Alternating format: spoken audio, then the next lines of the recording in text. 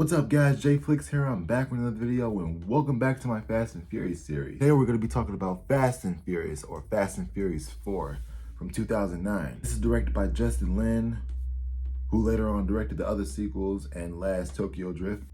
And this time we finally got my four main characters back. We got Brian back, we got Dom back, we got Mia back, and we got Letty back, kind of, from the first one. And this is actually a sequel, a direct sequel to the first and second one, actually. And when I said we finally got my four favorite main characters back from the first one, and when I said we kind of got Letty back, kind of, because spoilers in 5, 4, 3, 2, 1. Letty actually dies in the first act of the movie. All right, so Dom is dealing with a lot of stuff because of her death, and also Brian is too, and Mia.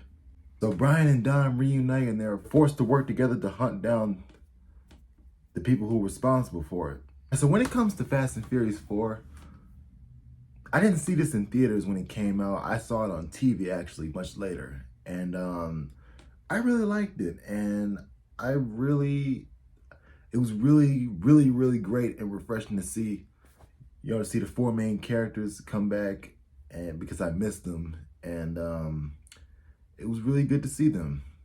I have to say, after rewatching it now and last night actually, I don't think it's a great movie. I mean, it has its issues, but I might get into those issues soon. But it's a Fast and Furious movie. It's okay. It's not as bad as people say it is, because I hear a lot of people don't like this one, but I don't think it's that bad actually. All right, so let's talk about what I liked. I really liked how Vin Diesel and Brian reunited and met up, and I really like how they really worked together, and I just really like the chemistry between Paul Walker and Vin Diesel. I mean, they are just so likable to watch on screen. It's just so amazing. Dom is actually, like I said, Dom is actually in a rough place since Letty died, because he's full of rage, and he's kind of hurting people, trying to get information on who killed Letty. And Brian's there. He's trying to calm him down and stuff, and because like he said in one scene, Letty was my friend too. And Dom says, you weren't anyone's friend. And I thought about that. I was like, oh wow, it's a really good point, because Brian was undercover and he lied himself in the group from the first one. But that's what it is. And I really like where they're coming from in this movie though. Also, Mia's in the movie. She returns, and she really doesn't do much in this movie. And but it was really great to see her come back though. Now, of course, I got to talk about the action sequence in the movie. Now, I don't think this movie really has much action sequence in the movie. I mean, there's the hijacking sequence in the beginning. And during the beginning, when they're hijacking the truck, you also see Han, and shows how he was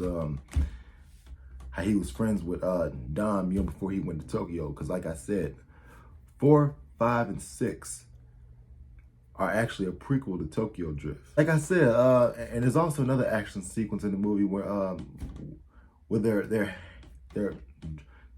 chasing in the tunnels. Now, a lot of people don't like this action sequence, but it's okay. I mean, it really doesn't do much. I mean, just cars in the tunnel. Yeah, but it's enjoyable to watch. I mean, it's an action sequence, but it's not really all that though. Like I said, this movie kind of has less action, but it's actually more of a drama in this. And it's more drama, less action, but it's still an action movie though. But it's more like a drama when I rewatched it. Also, let's talk about the villain of the movie, Braga, played by John Ortiz, I believe that's you pronounce his last name, but John Ortiz. And he's a drug lord. He's kind of similar to Verome in Too Fast, Too Furious, because him and Braga are both drug lords who they're trying to apprehend. And he doesn't really do much. He's not really all that in this movie. I mean, he's kind of little though. And I will say the secondary antagonist in the movie, named Phoenix, played by Laz Alonso, I thought he was a better adversary than Braga, because he was because I thought Laz Alonso's a good actor. I've seen him in some stuff, and I thought he was good in this movie, and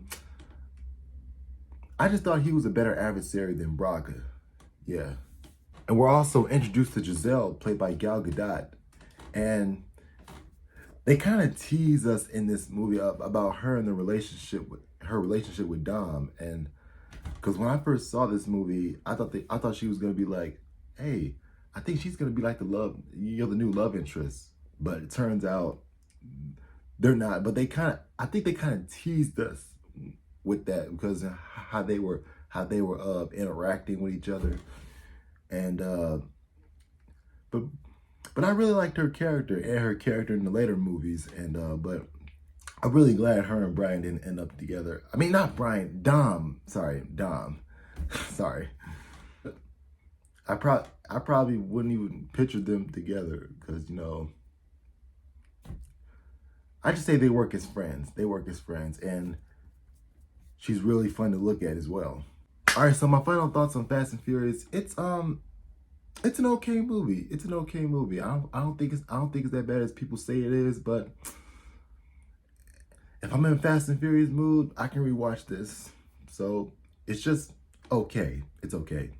The only issues with the movie is the villain of the movie and how Letty kind of died in this movie. So those are my issues with the movie as well. But it's an okay movie. Anyway, that's my take on Fast and Furious 4. So comment below. Let me know what you think of Fast and Furious 4. How does it hold up for you? Make sure you subscribe. Catch you next time.